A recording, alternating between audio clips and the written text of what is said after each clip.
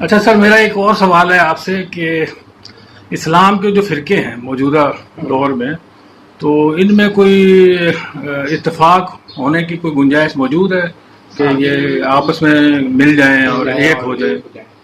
اچھا جی، بہت ہی اچھا سوال ہے، وقت کی ضرورت ہے. اور یہاں پر میں بتاؤں کہ ہمارے جتنے علماء ہیں، چاہے وہ کسی بھی فرقے سے ہوں، ہمارے جتنے علماء کسی بھی فرقے سے ہوں، ان میں یہ ہوتا ہے کہ وہ دوسرے کے فرقے کو رد کرتے ہیں.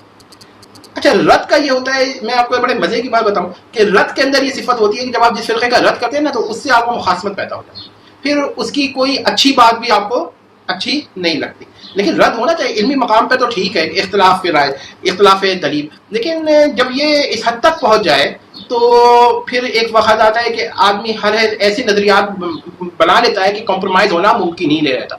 تو میں یہ کہتا ہوں کہ آپ ایک دوسرے کے پیچھے بھلے سے نماز نہ پڑھیں، مگر ایک دوسرے کے ساتھ بیٹھ کے کھانا تو کھا. پہلی ایک دوسرے کے ساتھ، کیونکہ ہمیں سب ایک ہی ملک میں رہنا ہے، تو اتنا تو کرے کہ اگر آپ ایک فرقے کو برا کہتے ہیں تو سامنے اس کے بیٹھ کر اس کو کھانا پینا اس کے ساتھ کر سکتے ہیں، اس کے ساتھ بات چیت کر سکتے ہیں. نماز پڑھنے کا مسئلہ یہ ہے کہ بہت لوگ، میں بھی بعض لوگوں کے پیچھے نماز جائز سمجھتا ہوں لیکن نہیں پڑھتا. 10 باتیں ہو سکتی ہیں کہ آپ اس کے پیچھے نماز نہ پڑھیں، لیکن کافر کہنا ایک اور بات. اچھا، اسلام کی تو بات الگ ہے. خود اہل سنہ کے اندر جو 3-4 فرقے ہمارے ہیں، جیسے حروف ابجد کے حساب سے میں بولوں گا، اہل الحدیث، بریلوی اور دیوبندی حضرات، ان میں بھی بہت شدید اختلاف بنا دیا گیا ہے.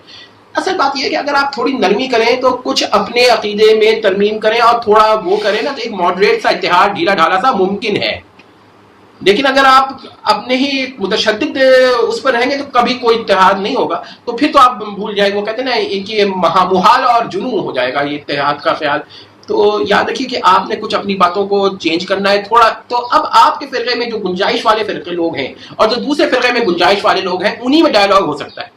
ابھی کچھ دیر پہلے سعید اسد صاحب علامہ گھمن صاحب سے ملنے گئے تھے، تو انہوں نے کیا کیا کہ قید مولانا اشرف تھانوی کو مسلمان ہی نہیں مانتے. تو اب کیا اتحاد پہ بات ہوگی جب آپ ایک آدمی کو مسلمان ہی نہیں مانتے اور دوسرا اس کو اپنے بہت بڑا وہ مانتا ہے؟ تو بات یہ کہ اتحاد کے لیے تھوڑا سا آپ جھکیں گے، تھوڑا سا وہ جھکیں گے تو بات ہوگی. جب آپ کہتے ہیں میں نے تو یہ 10 مسئلے پہ بات کرنی ہے، مگر پہلے تو یہ طے کر لیں فلاں فلاں آدمی کو میں مسلمان ماننے کو تیار نہیں، وہ تو پھر ایک تفریح ہو جائے گی.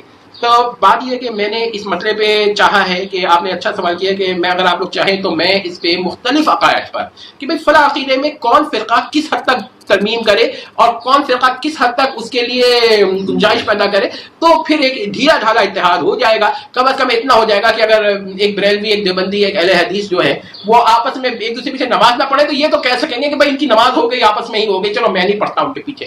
یا یہ کہ ضرورت کے وقت ایک دوسرے سے شادیاں کر سکیں، ذبیحہ کھا سکیں.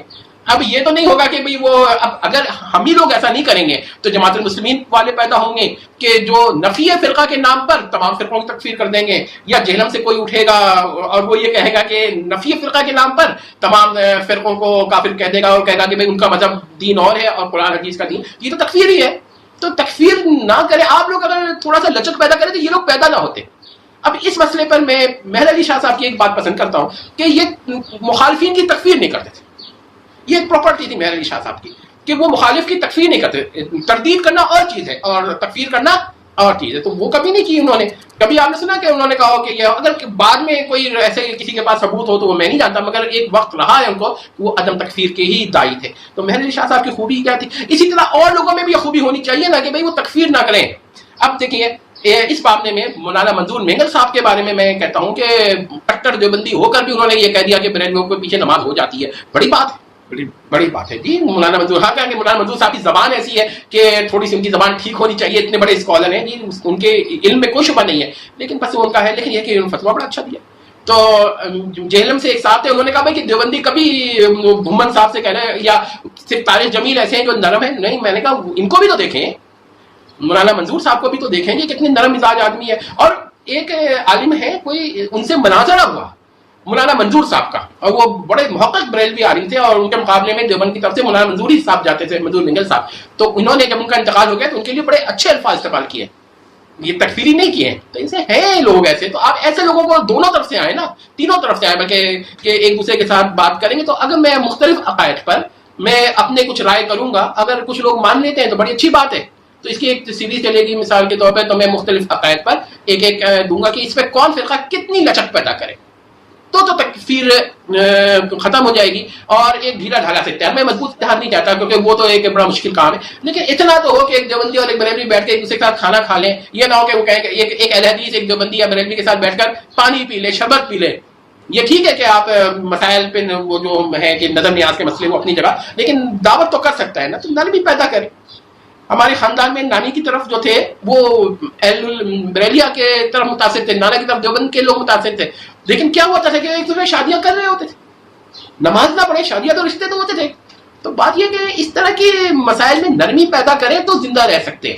ورنہ پاکستان میں ہر دوسرا آدمی کہے گا کہ یہ فلاں کافر فلاں کافر, تو پھر تو ہر فرقہ تو پھر بچے گا ہی نہیں. اب ان لوگوں نے اتنے سخت ہو گئے کہ سعید اسد صاحب کی تکفیر کر دی بریلوی حضرات میں سے کچھ لوگوں نے, تو مجھے بڑی حیرت ہوئی کہ ذرا سی باتوں پہ تو ایسا نہ کریں. تھوڑا سا دین میں وسعت رکھیں. دین پاکستان کے لیے تو نہیں آیا ہے, لیکن یہ میرا مطلب قطعی نہیں ہے کہ فرقوں کو رد کر کے آپ نے یہ کہنا ہے کہ اتحاد قائم کرو, تو پھر تو انجینئر علی مرزا صاحب صحیح کریں. وہ نہیں ہے مطلب. یہ آپ اپنے فرقے میں رہتے رہیں, مطلب دوسرے کے لیے نرمی تھوڑی سی پیدا کر لیں تو گنجائش ہو سکتی ہے. یہی میں کہنا چاہتا ہوں. یہ نہیں کہنا چاہتا کہ نہیں بھائی سب غلط ہے, پھر تو میرا دعویٰ تو یہ ہو گیا کہ میں سب سے بہتر ہوں. یہ غلط بات, یہ خود ایک فرقہ بن جاتا ہے. میرا خیال ہے کہ اس مسئلے پہ انشاءاللہ ایک دو سیریز چلے گی 3-4 مسائل. جزاک اللہ خیر.